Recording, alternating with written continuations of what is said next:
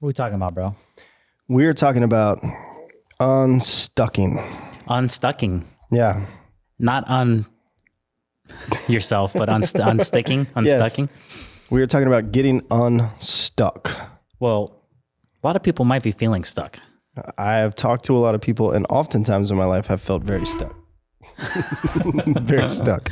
Well, you know what I've noticed is a great trend in social media. I bet it has to do with Lambos, mansions, champagne bottles, Yep. elaborate vacations, and yachty. You get to see Yachts. little yachties, Yachty yachts.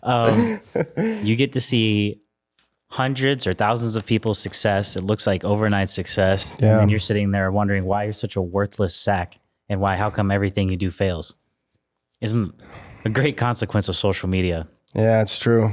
Pretty amazing. You know, we talked about in a previous episode about we go to college and these books are laid out in front of us and no one asks the question, who wrote this book and why? Yeah. We don't do that with social. We just like... Who made this post, who made this account, and why? Yeah. We should be questioning literally everything we see. Even this podcast. Should question it. You should definitely question it. Well, talking about feeling stuck, let's be real. If you're an entrepreneur, that's what we're here for. We talk mostly like business context sometimes. Most people don't see all the blood, sweat, and tears. Yeah. Most people are only noticing you once you've reached a success. Yeah.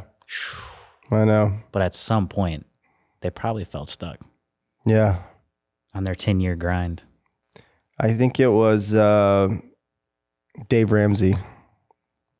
Yeah. That said, we became an overnight success after 10 years of working our ass off. That's amazing. That's perfect. Yeah. Well, let's dig in. Let's talk about unstucking.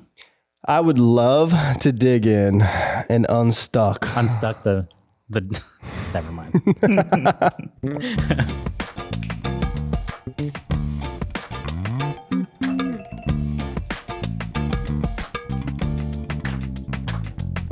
I'm Jonathan Noel. And I'm Brian Noel. This is the Focus Cast, where we reduce distractions, increase focus, so we can live a life with intentions, of intentions, for intentions. Yeah, so let's get focused as.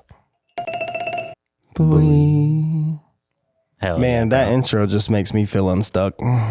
Every time I hear it, I feel the unstuckness happening. I get unstuck out of my chair and have to dance. So that's what we're talking about. Yeah, man. I mean, is there anything worse than feeling stuck? Like tires are spinning, you're just sitting there, you don't know what to do. Have you ever been in a big pool of water in which your in a riptide forerunner was not going anywhere and water was coming inside? Yeah, I was feeling pretty stuck. Luckily, I had people around me to help me unstick. Ooh, some tow ropes. Some and some four-wheel bros. drive on the shallow side. Got that ass unstuck. That's why we went one at a time. That's right. Bro, we're on episode 70-something. Yeah. I mean, we haven't made $1 from this podcast. We haven't made $1. Are we stuck? Or are we just getting started, bro? I guess if we quit now, we'll never know. That's why you can't quit. That's right. Hell yeah. But if 10 years from now, we're saying the same thing, we fucking stuck. I'm just saying. Yeah, so I was looking up, random things on the internet, as you do, but I came across two great analogies I'm digging it. with icebergs that can relate to this stuck topic. Ooh. You want to hit that first one? Yeah, let's say first, success is like an iceberg. People only see 10%, and I'll quote your notes, of that bitch. Well, 90% of the blood, sweat, and tears are under the water. Yep, exactly. And it's just so true. It's just like you said with the Dave Ramsey. Yeah. We were an overnight success after 10 years of hard work. So he was telling the story. And, I'm not a big Dave Ramsey fan as far as philosophy wise, but you got to give it to him. The guy's done a good job. And he was talking about this story. I think it's in one of his books. I don't remember. I read most of them, but like they were working just for years and years and years and years. And then they got invited to be on Oprah. And he was like, this is it. And the whole team like got ready for this and they did all this stuff and they got prepared because, This was like when Oprah was like prime. Heyday. Yeah.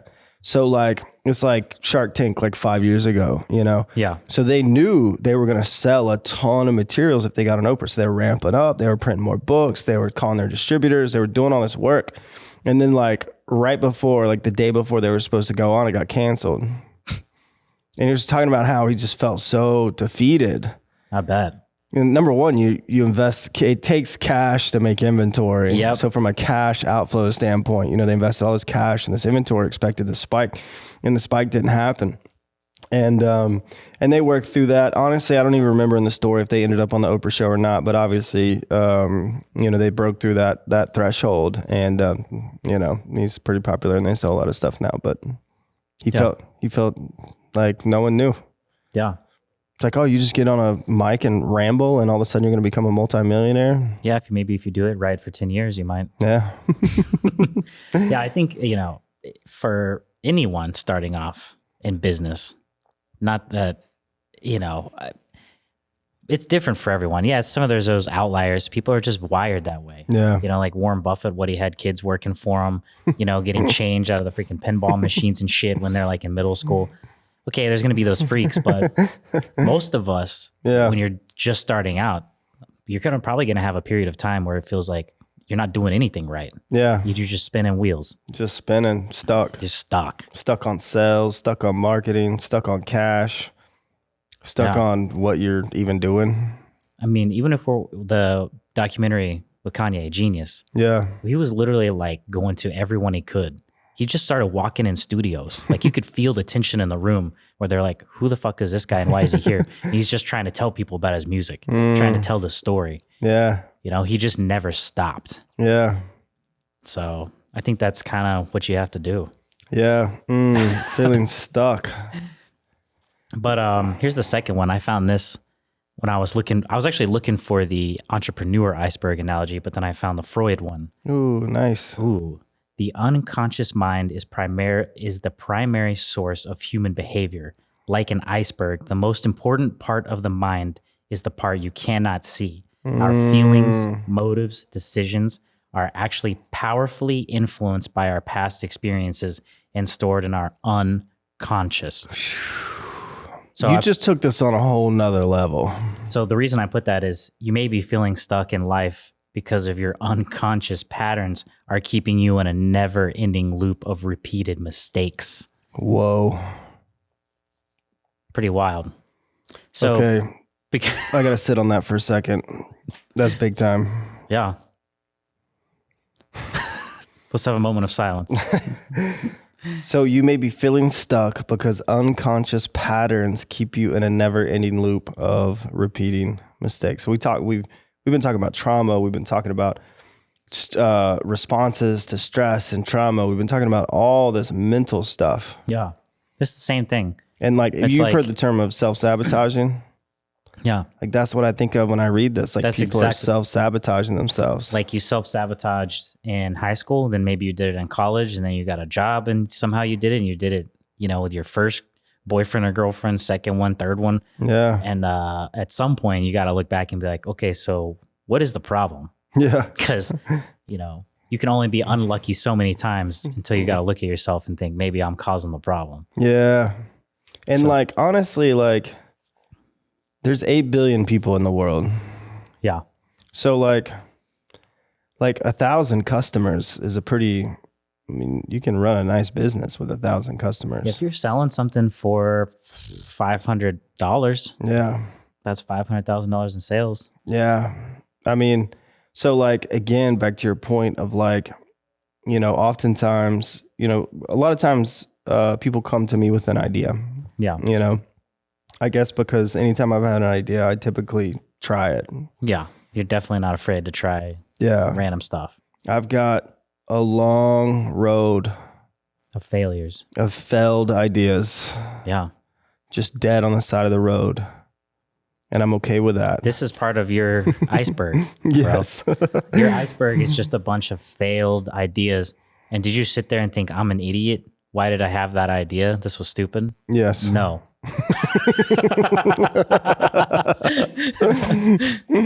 My inner critic is pretty gnarly. But you But I kept kept going. going. But you kept going. Yeah. Yeah. So you didn't let yourself get mentally stuck. Right. Even Right. if you felt stuck in the moment, you're not dwelling on right now. Yeah. Are you dwelling on any of those ventures No. that failed? No, absolutely not. It's a good point. I've never thought of that. Like, honestly, Rumination. We've talked about rumination. Are you turning it over in your head? Oh, I should have done this. I should have done that. No, you just moved on. yeah. So I'm going to hit a quick highlight reel. Hit it. Started a recording studio. I remember that. Yeah. I was little. Relationship turned out very strange. Did not work. Right. Left that. Okay. Started my own business around, I didn't even know what I was doing, like consulting for strategy or something. I actually found the video promotion that I made. This is like 20 years ago. And I was just like, So you started a strategy company, but you had no strategy. I didn't even know I do strategy. I was like, that sounds cool. Hell yeah. It's only one way to learn. I mean, like the only reason I did is because like a couple people started inviting me in the room to brainstorm with them. And I was like, damn, I must be a good brainstormer. I'm going to start a company. And I did. And They call me Brainstorm Brian. then the next thing was I worked at an agency and we grew it. And it was great. And then it crashed and burned to the absolute ground. Mm-hmm. And in a company where we grew it from like 0 to $1 million in 4 years, I walked away with $30,000 in debt and all the clients were gone. So you didn't just not make money.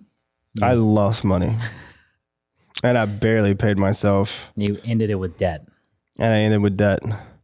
Ouch. Yeah, that sucked. And then the next company, we worked really hard and finished a book. But then we chose to go separate ways. Mm-hmm. Right after we spent 2 years writing a book that we invested $20,000 of our money into. So you had $30,000 in debt from the last company and invested $20,000 of your own money for the next one. That we sold 10 copies of. Actually, we didn't sell those. We gave those away. Ouch, bro. Hey, this is the stories that are going to be told when all your stuff pops off. It's going to be amazing to look back and reminisce. And you know what? I haven't thought about any of that shit. Until I just thought about it. Yeah, until you're telling the story. Yeah, I haven't thought about any of it. So the real question is if you're feeling stuck, are you doing that? Are you ruminating? Are you sitting there dwelling on these things? Yeah. So I meet a lot of people that come to me with ideas, and I'm on the 5 strength finders thing. I don't know. Whoever's listening, if you've done it before, it's just one of those personality tests. But I'm a commander, activator, self-confident, which makes me a very annoying person. Here's why. So my leadership style is commander. Mm-hmm. Like, all feelings aside, let's get this shit done. Yeah. But I'm an activator, which means if you come to me and you want to accomplish something, it's in my core that I want you to be successful. Hell yeah. I will activate you. Nice. You want to get activated? I'm feeling activated right now. And I'm self-confident. So I don't need you to tell me that I'm great. I know I'm great. Yeah, you are, bro. Hell yeah. So, which is funny as I talk about all this therapy stuff and all this stuff going on. It's just I'm a weird bag of flesh. But anyway, all that to say, so here's why I'm an annoying friend. If you come to me with an idea, you're going to pester the fuck out of them. I will command the activation of that idea and I'll be fucking self-confident in telling you what to do. That's nice. Some people need that. Yeah. A lot of people need that. Yeah. But a lot of people have come to me in my life with really great things that I thought would have been really successful, but they quit. They quit. And hey, they quit on the first one. Yeah. And that's nothing against them. Right. But you failed 2 things. Yeah, 3 things. The first Hardcore. 2 that didn't really make money. Oh, yeah. Then the one that actually made a little bit of money crashed and burned, and then you had debt. Yeah. And then the 4th one, you put money into, and you sold 10 copies or you gave away 10 copies of a book. Yeah. A lot of people wouldn't even be able to handle that. It's kind of funny. No, I mean, seriously, it's you true. know, and there's people out there who are ready to quit because they started their business 3 months ago, 4 months ago, even a year ago. They haven't even started it yet. They just have the idea and someone told them it's a bad idea, so they quit. That too. I mean, come on. Come on. But, and whatever it is, right? I think now that I've, we talked about, what did we just talk about in the last episode? Grounded. Yeah. So obviously like trauma is coming up a lot because I'm going to therapy and working through this shit. So we're talking about it a lot, but like, honestly, the people that I've seen that have had really good ideas and damn great intentions that quit, you can just see it. You can see that they've experienced some significant trauma in their life and they haven't worked through that trauma. You can see it. You can see it on their face, and so I'm there's like two schools here, right? There's like the roast coach style, Yeah. like just get off your lazy ass. Yeah. Quit being a bitch and launch this business. But honestly, I'm kind of a little bit more on the side now of like, you know what? You should start that business, but tomorrow go to therapy. Start it when you're ready. Yeah. Start it when you know you're not going to quit in a month. Yeah. Go to therapy. Like if you want to start a business, start grounding yourself, understanding yourself, being introspective, learning about yourself and investing in yourself, and make the business the side hustle to the primary responsibility you have of healing yourself. Yeah. Because how can you provide a solution? And many people have. So, I mean, it's doable. But if you struggle and you quit a bunch of times, how can you provide a solution genuinely if you're like you don't even like yourself? Yeah. I mean, I guess it's better to be a miserable millionaire than a miserable broke person. So start your business. I'm just kidding. I mean, it's true. I mean, it is true. Yeah. There's but some less pains associated, I guess, with being a miserable millionaire than a broke millionaire. But at the end of the day, like the whole point is not to get rich and be alone, die alone with a pile of money and miserable and sad. Yeah. So like goal is to be fulfilled. There's a book called Die Empty. And it's so funny that I've referenced this book maybe 100 times in my life in conversations and I haven't read it. But I heard a podcast about it. But the concept of the book is, do you want to die with all these ideas? The whole goal is empty as you tried them. You emptied your head of the ideas. Yeah, whether you're an artist, whether you're a musician, whether you're an entrepreneur, whether you're an investor, whatever you are, just die empty. Do as much, try it over and over again. Die empty. And I'm just like, what a great concept. Beautiful. Yeah. I'm with it. Yeah. Don't stop, won't stop. So I was reading a Harvard Business Review article. This was pretty cool. Quick little story. So Jeff Bezos was telling this story in a shareholders meeting of his friend who wanted a handstand coach. You want to learn how to handstand. And the guy thought, this will probably take like a couple weeks of practice. Yeah. Handstand coach is like, no. Usually takes around 6 months. Wow. To be proficient handstander. Now there's a couple things in the story. It's kind of a silly story, but yeah, what you got? There's an actual, okay, so we're talking about people not wanting to start their business because they don't think anyone wants it. Yeah. This story is a story about a fucking handstand coach. And you're telling me... I mean, how perfect is that? I mean, I didn't even see the deeper meaning of this.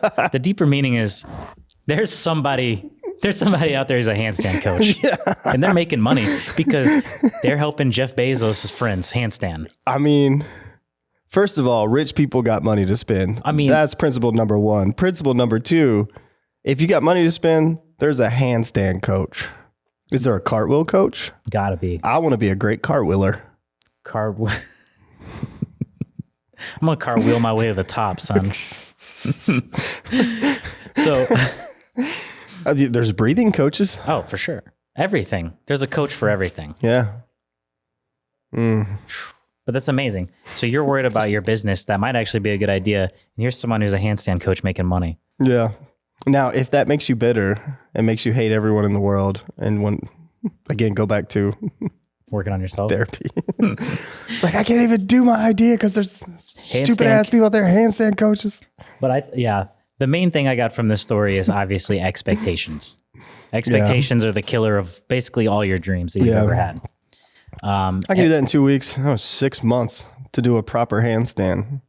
Yeah. So you had expectations. Things take time. So I think, we talked about in Grounded, I feel more calm than ever. Yeah.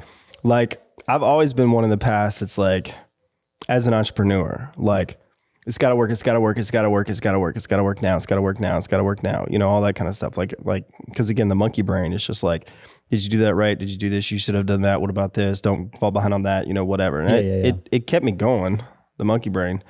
But now I'm just like, I don't know. It's like,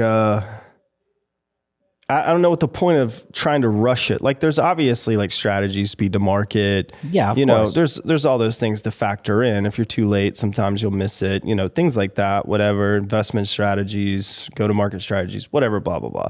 But like this whole thing of like this in your head, like it's got to be done now and you got to have all this now and all this has to happen now. It's like, why? Expectations. Yeah. And if you go into a sales meeting with that, like, you have to buy this now so I can be successful. Like that, you're not communicating that, but your fucking body language is communicating that. Oh yeah. It's almost like desperation sometimes. Yeah. No one wants to buy from desperation. The best sales meeting is this. This is what I have to offer. It does these things. And it does them really well. If you want it, that's great. It will do these things. I guarantee it. Plain and simple. And if you don't want it, just let me know. I don't care. Let me know if there's something you would like. Yeah, maybe. Maybe fuck you. I mean, it's just like, but that's the best sales meeting is when you don't need the sell. Oh yeah. If you have a product that's good enough. Yeah. If you're trying to sell trash, then you're constantly on a cycle of advertising to new people who haven't bought your product yet because they don't know that it sucks yet. Yeah. But like the best time to sell your house is when you really don't want to sell it. The best time to buy a car is when you don't really need a car. Yeah. Right. So I don't know, maybe the best time to launch a business is like if your business is, it goes back to like, I think a lot of people feel stuck because they feel like their value and their value to the world, their existence is this business, the success of this business. And so if the business is not successful soon enough, then they feel like they are not valuable as a human being. Yeah. They're attaching their self-worth and identity to a business, which is totally ridiculous. Yeah. It's absurd. Yeah. There's me and my friend have been talking about this concept of boring businesses. Yeah. Just profitable, repeatable businesses that aren't flashy, that no one really talks about and no one writes books about, like owning 20 laundromat services, car washes. Like, and what's funny is the more multimillionaires that I've met, they have shit like that. That's most of their portfolio. Rental properties, charging $1,500 to $2,500 a month, pulling off $600 in profit. Bro, like, we got to be the first ones to do like the videos with the Lambos pulling up to our laundry mats and getting the quarters. That's amazing. We'll have like 1,000 laundry mats and we'll just pull up in the Lambos and get the quarters and then get robbed. Anyway, yeah, man, I like that story. That's good. We're not patient. Things take time. I'm not normal. Like, I don't give a fuck about pop culture or popular things or the norm or status quo, luckily. But, if you're constantly bombarded by social media with all these people, it's the Lambo, like you said, it's the mansion, the condos in Miami, the parties, the champagne, the boats. And it feels like that's what you need. And a lot of those people just rent those for a week to make a video, to make a bunch of videos. Yeah. They don't even own it. A lot of it's fake. Yeah. Real businesses. Yeah. If you have 10 laundry mats, 4 car washes, and 7 rental properties, you're a millionaire. And you sure as fuck aren't worried about everyone else knowing that you are. I'd rather be an incognito millionaire anyway. I can't believe I'm putting myself on the freaking in the world like this. I know. I know. Oh, it's Anyway. ridiculous. All right. So the second story here is, oh, this is cool. So, Derek Sivers, something. the founder of music distribution company CD Baby, Yeah. which that hits close to home for you guys, huh? I threw this one in because you do our music distribution for Pure Intruders through CD Baby. Nice. So it's cool to hear a little story from him. Yeah, so he recounted in one interview, his company didn't take off for 4 years. Very often I met people who start their dream idea and they're a few months into it and they say, it's just not going well. And I'm like, it's been a few months. This is him talking. Come on, man. When I was 3 years into CD Baby, it was just me and a guy in the house. But year 10, he sold the company for $22 million. Yep. So let's look at that timeline. Let's say you have a company. Yeah. After 10 years, you sell it for $22 million. Yeah. And That means you made $2 million a year. Let's just say there's one other guy, so he made $1 million a year. Yeah. But if he had quit at year 1, 2, 3, or 4, he didn't make shit. Yeah, he probably lost money. Probably lost money. 4, 5, and 6, he was probably making a little bit. Probably just paid himself what he would have paid if he was a W-2. Yeah. And so then you got to have a long time scale. Yeah. I mean, yeah, it's easy to look back and say, oh, that was $1 million a year he made. But if you're after 10 years, if you're starting a business and you don't have like a 10-year time scale, then what's the point? Yeah. Right? Yeah. Like, are you starting it to be cool, or are you starting it to have something that makes enough money for you to live off of? Yeah. Yeah. And like, again, like to your point, like we see the few anomalies. Yeah, of course. And then but like, again, it's like, I have read a lot of business books and I have, seen the same shit that we all see on social. But in the past 2 years, I've probably met more multimillionaires than I've ever met in my life. Not like I've met a lot of them, but I've definitely met more in the past couple of years than I have in my entire life. Yeah. And man, they're just regular ass They're people. just regular ass, steady motherfuckers. Yep. They just keep chugging. Yeah. You know? They just, they do a thing and they love it and they just do it over and over again. It's almost like social media exists to sell you stuff a lot of times. Well, we know that's true. Sell your data, your soul. Yep, pretty much. Anyway, so bro, what's up? People feel stuck. This is a real thing. That's what we're talking about. This entrepreneurs feel stuck. Founders feel stuck. People at $10 million companies, they grew from 1 to 4, 4 to 7, 7 to 10, but then they stuck on 10 for 3 years. I've worked with founders like this before, and like, it's so weird. Like it's like they go through an identity crisis because their business that went from nothing to $10 million has hit 10 million. And they're like, we're going to do 15 million. And they do 10. We're going to do 15 million and we do 10. And then just everyone in the culture of the company is so miserable because this founder or these owners feel stuck. And then they just project that negative energy down and the just line. Spew it all over their leadership team, and they start firing people and they just down the chain hire a bunch of consultants to come in. It doesn't really work. And then all of a sudden it's just like a super toxic environment. The good people leave, a bunch of, whatever. And why? Like, if I could have a $10 million business that ran at a 30% net profit year over year, and could maintain that, I'd be fine with that. Yeah. Honestly.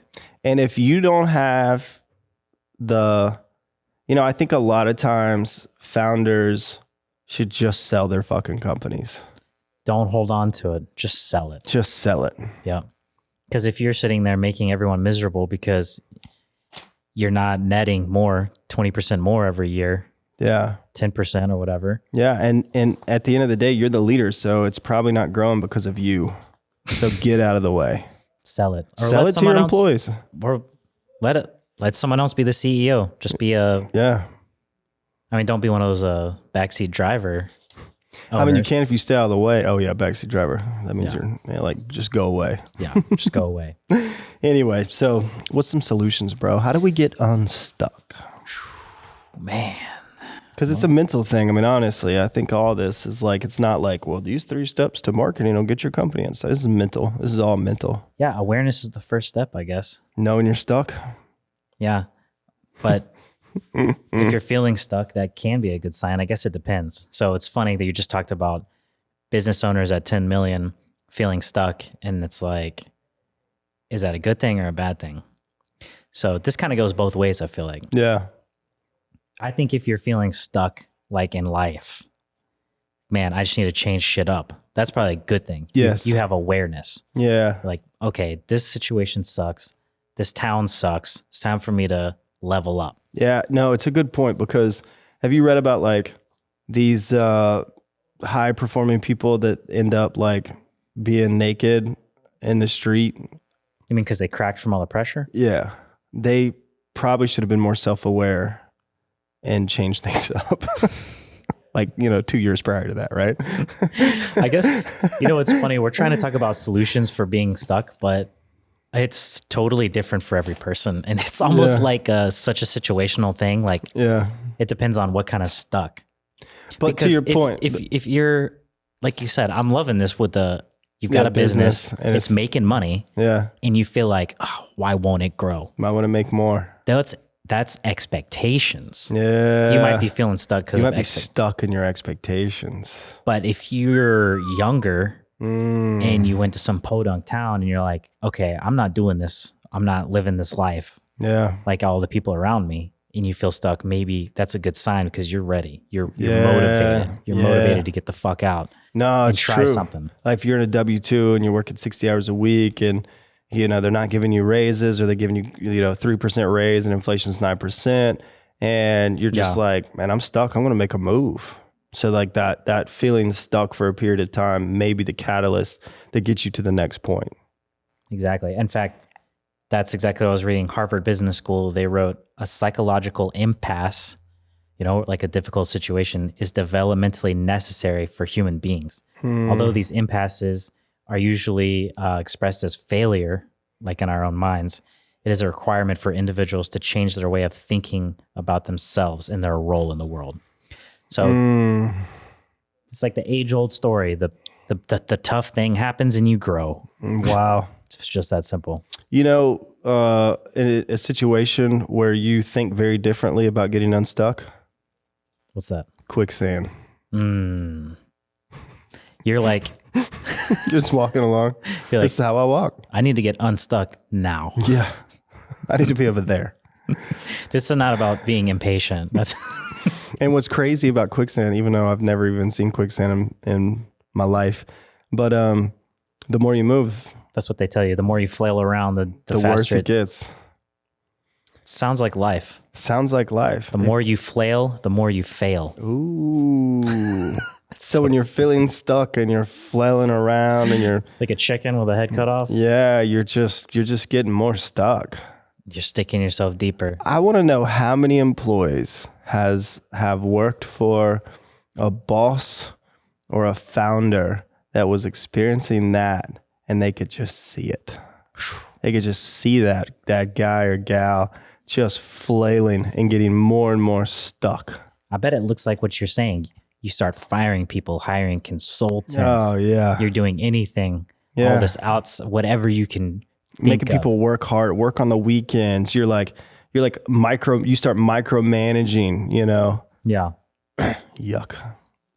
Gross. All right. So yeah, we found this guy. I found this guy, Timothy Butler. He actually wrote a book called Getting Unstuck. Wow. I never read it. I haven't either. I just realized the book exists yesterday. But so it's called Getting Unstuck: How Dead Ends Become New Paths. Ooh. And he's got a 6-phase Ooh, I like this kind of process of working through and unstucking yourself. Wow. 6 phases. That sounds like a book. But he says, I know, it's the perfect book thing, right? We got to have, every book has to have that. We need 10 steps. To be unstuck. 7 steps, 4 phases. If I ever write a book that sells, because I have written a book that didn't sell. Yeah. It's not going to be like structured at all. Like the first 100 pages is just going to be me rambling about some stupid shit. Nice. And then that way, definitely no one gets past the first. and then it's gonna be like, say, like a really good nugget, and then I'm just gonna like go hardcore on that nugget, and then it's just gonna be the most unstructured book ever. You know what? We should write a Focus Cast book. It'll just say, it'll be one page. It just says less social media, more exercise, more meditation. More meditation. Oh man, I love it. Okay, so the first phase is the arrival of a crisis. Ooh. Each person's first response is to keep on plugging. Keep on plugging. If you stick your hand in a light socket and you get an electrical shock, what do? Stick it in there again. Let's keep this going because this is so great. If you accidentally put your hand on the burner on the stove, what do? Touch it again to see if it cooled off yet. If you run a bath and the water is way too hot, what do? Jump in head first. If you drink alcohol to the point of throwing up, what do? I lost the alcohol from throwing up, so I got to take another shot. So, exactly. What's phase 2 going on, bro? Oh, it's deepening of the crisis. So you realize your old ways may not be working. It's not a matter of staying up late or how hard you work or getting, there earlier. But then you keep kind of falling back on these old habits. Yeah, this is interesting, right? Because like, we read these CEO stories where we only read 10%. We're like, they get up at 4:00 and run every day and they do this and they do that. And if I just do that, this will work. And you're trying to work your way out of this crisis. Yeah. Turns out, God, that sounds like a lot of energy. It turns out what works for some people may not work for you. Yeah. Wow. It's almost like life is about finding what works for you. Yeah. Yeah. Imagine that. And there's all these stories that you don't read about these CEOs. How did you do this? And they've got their little PR ready one-liners and their little 3 steps and all that kind of crap. But, no one tells you that some of them do, like bankruptcy multiple times, some friend bailed them out. Yeah. They went to rehab. No, they went to therapy. Since some of that non-sexy stuff is just not covered. That's why I reference David Goggins now probably on every other podcast. Yeah. Because the dude's so real. Yeah. He'll sit there and tell you my childhood was fucked up. Yeah.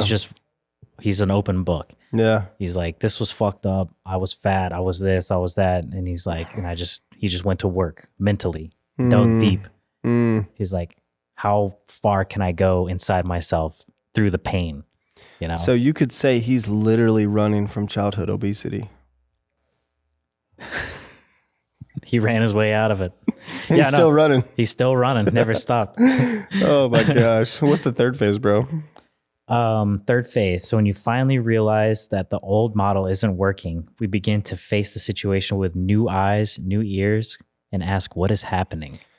This is when you're finally ready to start figuring out what the fuck you're going to do next. Yeah. Yeah. And it's funny. I think the hard workers get hurt the worst in this reality, right? Because they just work themselves to death to try to work out of it. But then it's just like, I think point 3 is probably, I don't know. I didn't read the book either, but I would assume it's like, you just literally don't have the energy and you just have you ever mountain biking, where we just go so hard that by the, you just sit down and you're just like, I could sleep on the ground right now.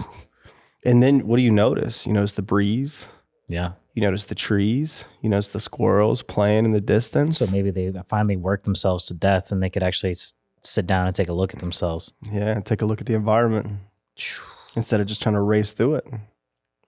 Damn, bro. Some awareness in there. So in the fourth phase, we begin to listen better and to be open to a new type of information. We are pushed to the edge of our concrete. Is that like the analogy of someone standing on the ledge? I think it's like the edge of what you know, Oh, okay. Oh, yeah, that makes sense. And what you accept in life. And we're forced to go deeper. So I like this. Yeah. But in the context of a founder, a founder built the business based on what they knew, right? Yeah. And I think that's the biggest crisis of conscience for a founder is when the business grows beyond their What you know. what you know. That's a really good point, bro. And so then like you're faced with like, wait a minute, my employees know more than me. Yeah. You go from being the hero to then being the one who's not capable or holistically capable of doing everything to get the company to the next phase. And it's a little bit of a mid entrepreneurial business crisis. Yeah. And for some people that may be 1 million, for some people that may be like 100 million, but like, So I like this because it says open to a new type of information. yeah. So maybe this person in this scenario that you're talking about, this new information is, okay, now you're not the guy, boots on the ground CEO who started the business from 0 to 1 million.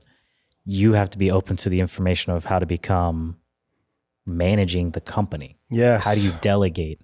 How do you actually hire people to replace yourself from your old jobs that you used to have to do when you were the only guy, and find people who are better than you at it, and you're okay with that? You know, bro, people really struggle sometimes to fire people. But in this scenario, you have to fire Yourself over parts and of over. yourself over and over again. You have to, I think that's, honestly, let's be real. Isn't that what being a CEO is, or being a founder is? You start it. Yeah. You have to do everything. Then you fire this person first. Yeah. But you have to be, if you're open to hire people who are always better than you, which you should be, Yeah. that's how you, Yeah. isn't that what you want? Yeah. Are you going to let your ego get involved when you're trying to build this huge empire? Yes. Most people. Yes.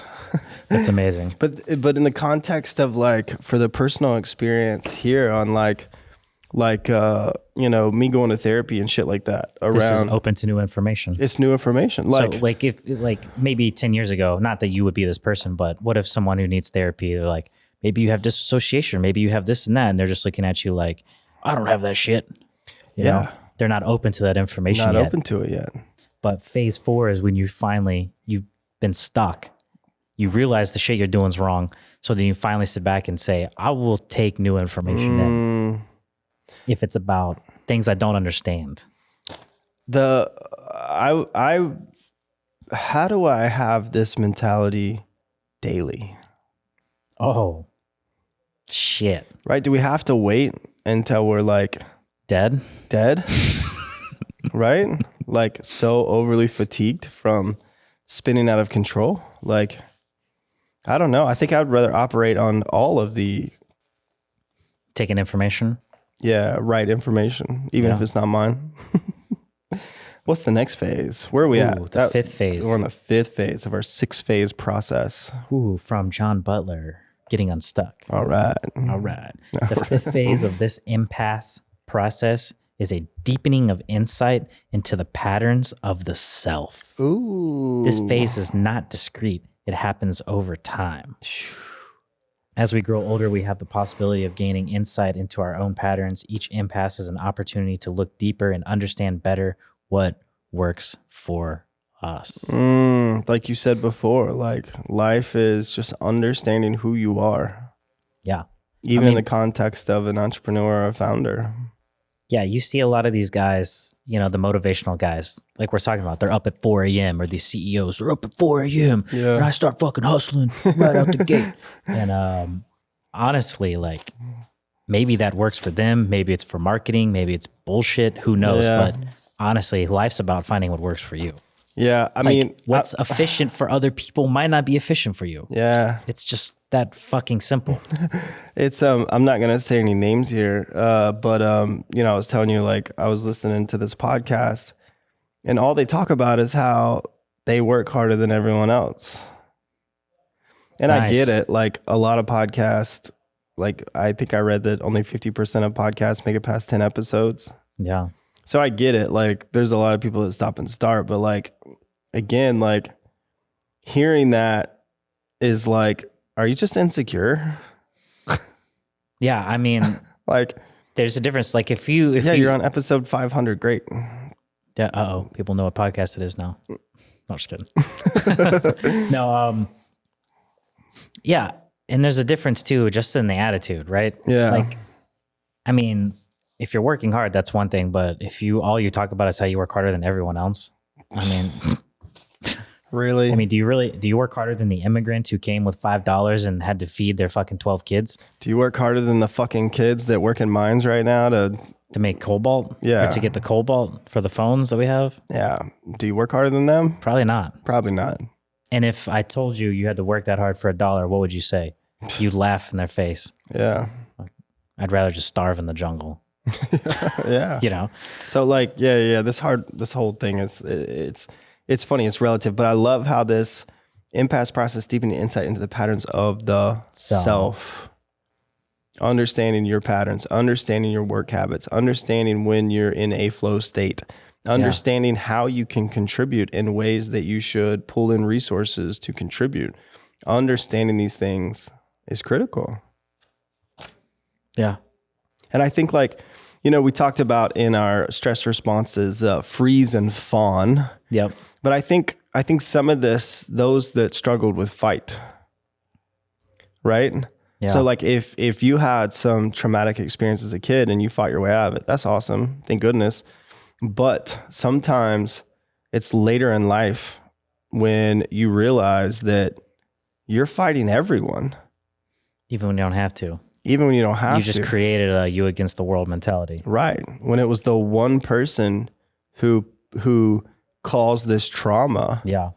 And now you're fighting everyone. You're swinging. It's, it's like, you ever seen those UFC fights where the ref comes over and like the people are so into the fight, they accidentally punch the ref? Yeah. Yeah. Like you're just fighting. Yeah. And that's a lot of energy. That's a lot of energy. Yeah. And it's, again, if you can sustain that until you die and whatever, that's your thing, that's great. But I guess for me, it's just like So much energy. Projecting that shit on everyone else is annoying, honestly. Yeah, I like, we're trying to lift people up here. Yeah. It's just that simple. Yeah. I'm a positive person. Yeah. I would feel wrong just saying negative shit for hours into a mic. It's just not me. Yeah. And the super contrast to that is if you want to talk about new information, read the 4 Hour Work Week.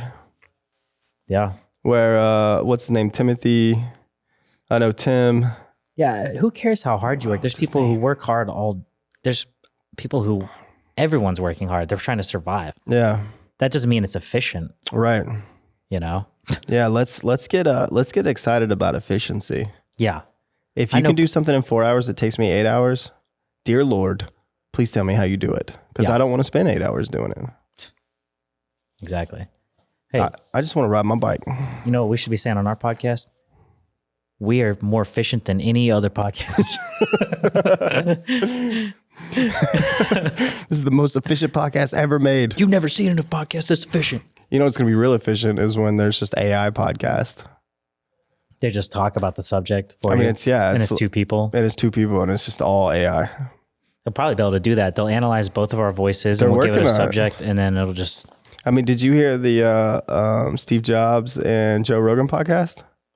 No. It was an AI podcast of them too. That's insane. They rolled out like 3 months ago. So like that... Right when you thought everything was already fake, now it's about to get even worse. Yeah. So anyway...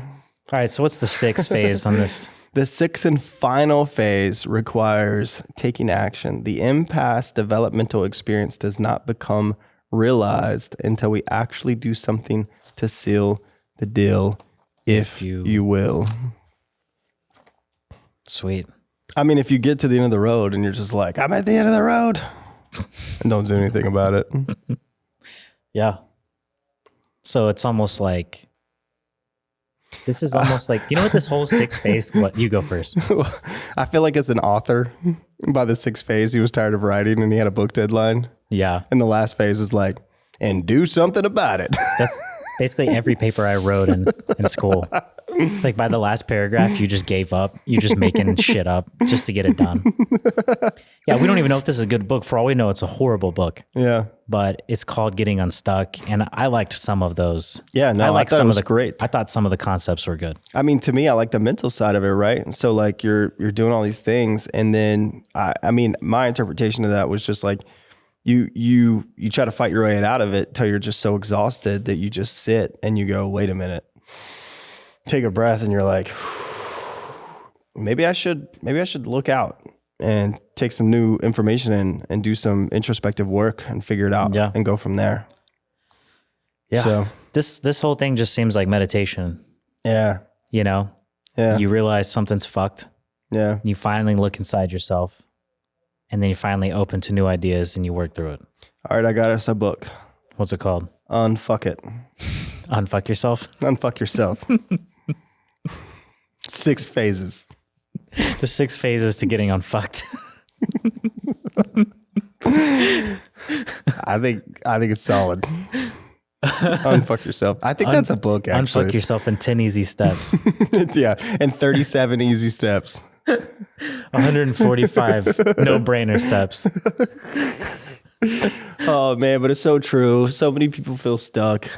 But I like it because the whole theme of this episode was... What kind of stuck are you? Well, if you feel stuck, that's a good sign. You're in the early phase of doing some amazing self-work, and you're going to get unstuck, or you're going to crush it. Or you have unrealistic expectations.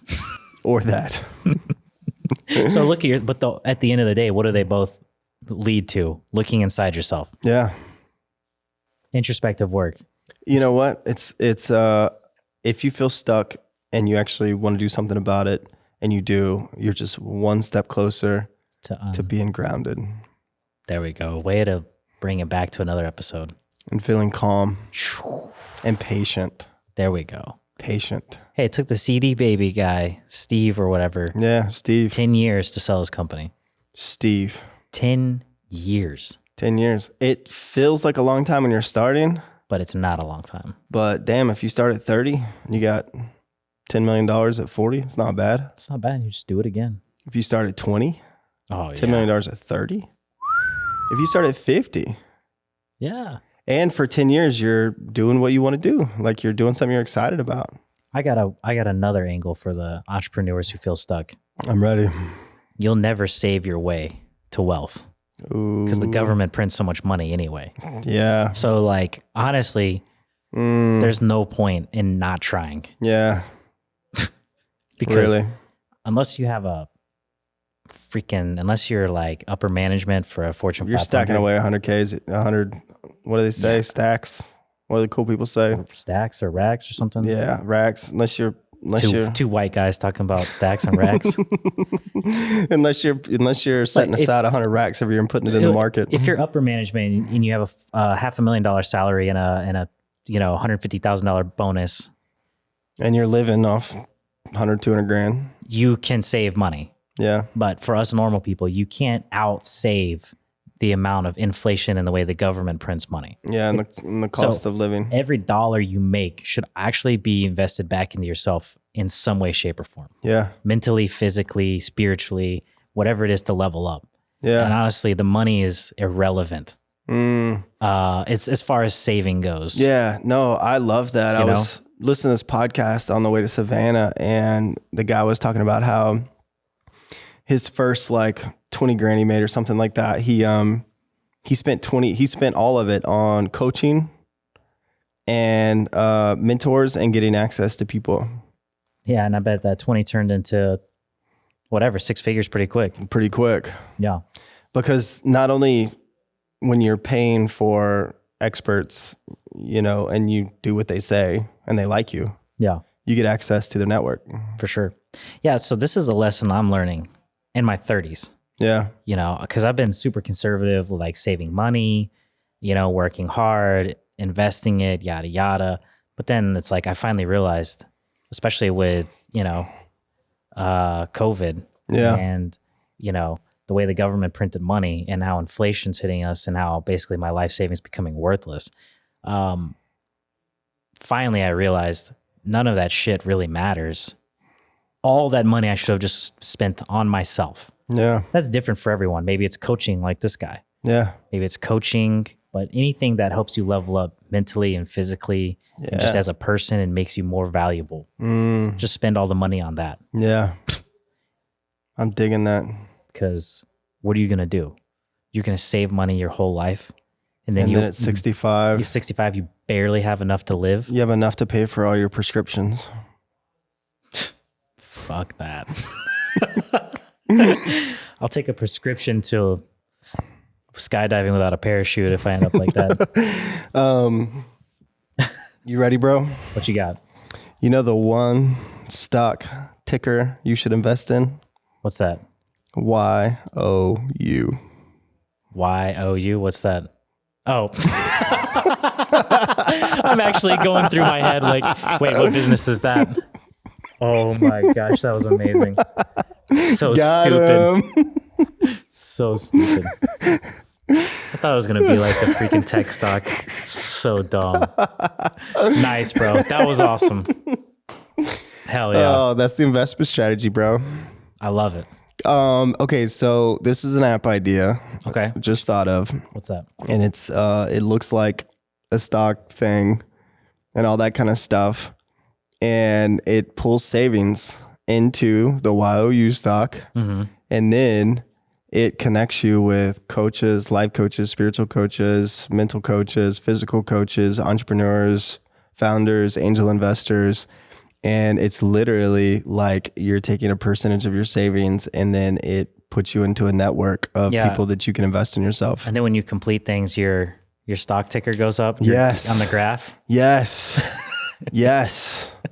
So you get to track your progress. Oh, someone make that. Dude, it's not a bad idea. That'd be killer.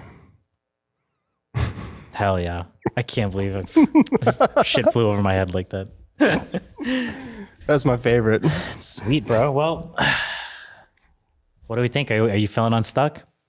I'm feeling The unstuckest you've ever been? I'm feeling like I'm going to do the next thing. No matter what. That's what I feel like. Yeah. I feel like we recorded 3 episodes today. Yep. We're going to go for a bike ride tomorrow. The hardest working podcast on the entire planet. The most efficient podcast. The most efficient We're podcast. the most efficient podcast The in the entire efficient planet. cast. The efficient cast. So yeah, I'm feeling unstuck. Great episode. Nice nuts. Good job. Thanks, bro. All right. I think that's it. I'm out. All right. Thank you for listening to The Focus Cast. Go to youtube.com/thefocuscast and slap that subscribe button. Head to thefocuscast.com to share what you want to hear next. Go forth and be focused as boy.